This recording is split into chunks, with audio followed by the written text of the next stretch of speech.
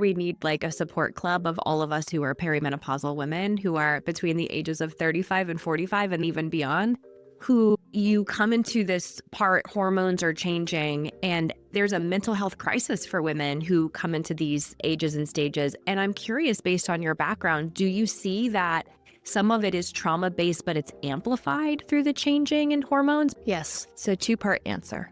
The first one is, yes, for the person who's been completely fine most of their life, and then they go through this and they're a little wonky, I would immediately say, go find a naturopath, get your hormones tested, and get on bioidenticals, like ASAP. I'm not going to send you for Zoloft. I'm not going to send you for Wellbutrin.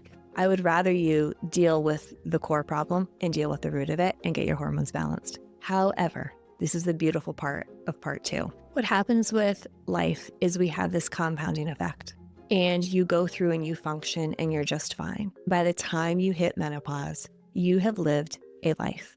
And quite often that is just the thing that made you fragile enough, right? Having hormonal imbalances, going through the change, that all of a sudden it's almost like you become a little more fragile and your ability to balance all these things gets challenged. And quite often, once I do the med check and send them to the doc and make sure all is well, I say, now let's start pulling apart the layers. And inevitably, we will track back to when I was 8, when I was 18, when I was 24, when I was 30, when I was 40. And so we start to make this timeline of where the anxiety started and just peel off the events that have now been hardwired into our body.